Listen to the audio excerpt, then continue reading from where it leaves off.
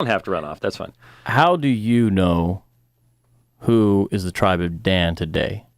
How do you know? How did you come by that information? How do I know who the children of Israel are today? I'm being more specific because I feel like sometimes it can get vague. How do you know who is the tribe of Dan today? How do I know who the tribe of Dan is? The tribe of Dan is not a tribe of Israel today. Okay. How do you know who is the tribe of Benjamin today? According to the prophecies and testimony that the Father gave in the Scriptures. But how do you know that those whom you call Benjamites are the Benjamites described in Genesis 49? According to the prophecy. What prophecy did the Benjamites fulfill that let you know they are the Benjamites of Genesis 49? They went into slavery. Okay. According to the Scripture. Where does it say in Genesis 49 that will happen? In Deuteronomy 28 and Genesis 49, it lets them know the blessings and the demeanor according to what the Father told Jacob. And also all the other prophets. Well, Deuteronomy 28 says they'll go into slavery into Egypt again. Right.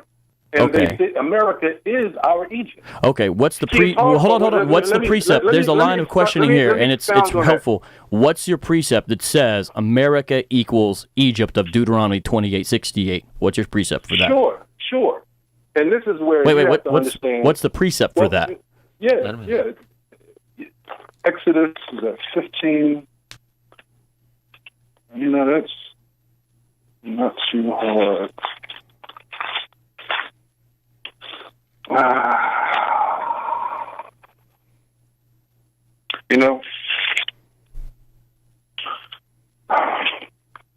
Out of the house of bondage. I have to look that up on my phone.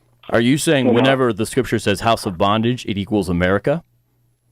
Not equals. I didn't say it equals America. What the Lord is saying that you will go into Egypt again, as you will go into captivity again. Are the ships? Israel, are the ships in Deuteronomy 28:68 literal? Yeah. Did we not come into? So the ships in Deuteronomy 28:68 are literal, but Egypt's not literal. Wait a second. Did we not? Did black people or so-called black people, so-called African people, not come into America on slave ships? Yeah, so, do you see how, right in the same literally sentence, you have literal ships and not literal Egypt, but Egypt is mentioned 3 times in Deuteronomy 28. Each time it mentions something about Egypt, it means actual place, Egypt. So I'm asking you, what's your precept to say Deuteronomy 28:68 equals America? America is our second Egypt. That's why it says precept. You shall go into Egypt. Give me the precept. Again. What's the precept? See, this is wait. Because I understand the precept upon precept theory. And really, this is like right in front of our face. And the only people that can truly spiritually bear witness to going into Egypt or slavery again with ships are the people who did it. For an outsider to say that does not apply to us, because the Scripture says they would put a yoke of iron upon our neck until they have destroyed us. Okay. Caucasian people put a yoke of iron on our neck, which caused us to lose our nationality, our language, our culture. See, we can bear witness to that. I don't have to go precept upon precept. I'm a living witness because I am a descendant of that. There you shall offer yourselves for sale to your enemies as male and female slaves, but there will be no buyer. 2 questions. It doesn't say offer yourself. It doesn't say offer yourself. It says you shall be sold unto your enemy. Was there no buyer in the slave market? No. I thought there was buyers. I thought that's why they kept on kidnapping people, because there was buyers. You have it totally off center. We did not offer ourselves to go into slavery. We did not volunteer ourselves. Forget about the offer part. In America. Was there a buyer? No. Wait. Do you understand that? We did not offer ourselves in slavery in America. His point is. No. I'm just trying to show you what. Yes, I do. I agree. We were taken and kidnapped. I agree with you. And kidnapping is a violation of Old Testament law and is actually punishable by death. So you and I are on the same page about that. If people would have just followed no kidnapping, it wouldn't happen. But there were prophecy, buyers. See, the reason why I'm pressing you on this is because you said, here's my rationale, prophecy. I'm asking you how they fulfill prophecy. You turn to Deuteronomy 28:68. I then, therefore, put the screws, in a sense, to Deuteronomy 28:68. See if it matches up the work you're trying to get out of it. Then you tell me I can't understand as an outsider, which sounds like a cop-out, and then I'm going to specific things. Egypt is figurative. One, you're using the New King James Version. I have the ESV, not a New King James Version. But I could... No, the new. Aren't you using the New King James Version right now with that translation? No, English Standard Version. Okay. So in that interpretation, it's saying that, or it's trying to imply that the children of Israel would offer themselves to be slaves in a nation or in a place that they will go into slavery with in ships. And according to what happened to the translation in the scriptures and what happened to us, that's not true. We didn't offer ourselves. KJV. We were sold into Egypt on slavery. KJV says, no man shall buy you. No man will redeem us. Wait, you just told me to go to the KJV, and the KJV says, no man shall buy you. And why are you using the word redeem now? Where'd that come from? The word buy, in Hebrew law, when a man is sold into slavery, that man can be bought or redeemed from the slave master and set free. So I go to in America, we were sold as slaves in this country in 1865. Okay. They just let us go. Okay, wait. Well, hold on. Come on. This is getting way out there. There's a simple point here. I'd like to see. No, we are, but you're not hearing what's being said to you. Let me just see if we can wrap this up. The Hebrew says wa'en koneh, which means in Deuteronomy 28:68. Yes, wa'en koneh. Let's not worry about English translations because English wasn't around when this was written. Wa'en koneh means there will be no buyer.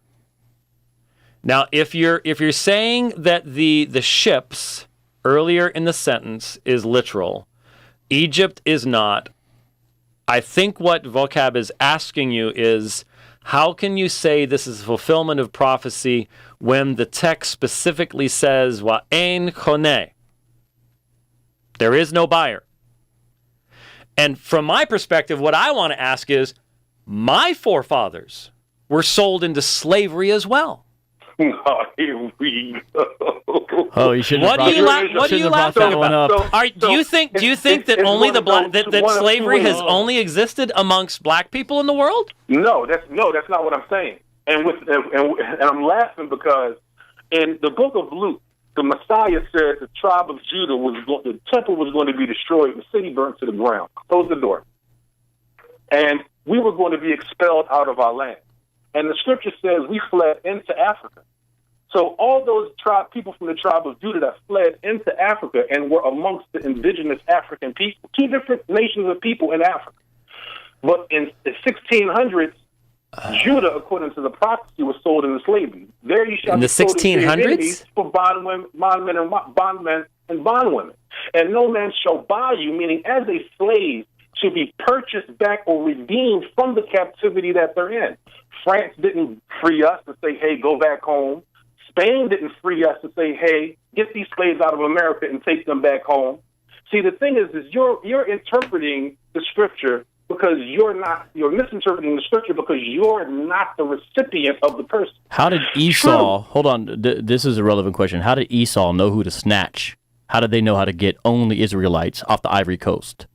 Because during the papal bull of Pope Alexander VI of Rome, Dum Diveris, and all the subsequent bulls after that, they understood where the tribe of Judah was, being the recipients of the Roman Empire. So Esau, then the slave traders, they knew exactly who to snatch.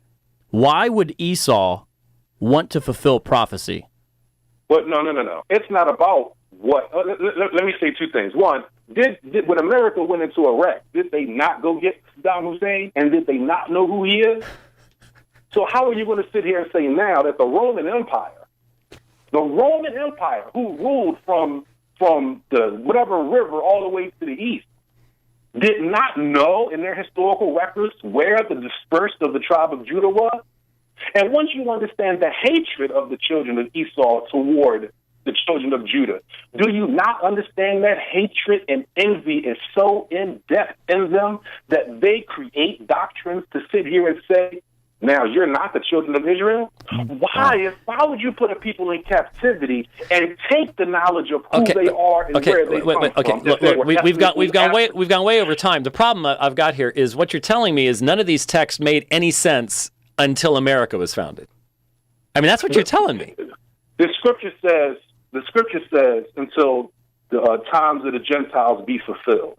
And what people didn't see in the wonderful mystery of my God is that these are the end times. America is Babylon the Great.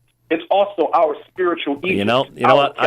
I'll tell you something, Abaya. As a person that's taught church history, there have been people who have engaged in this abuse of the scripture in every single generation. It's been done over and over and over again. I appreciate the 17-minute phone call that we have had. Thank you for calling in today. I appreciate it. Thank you very much. I'm sorry, Eric. I'm sorry, Daniel. We've gone way over time as it is.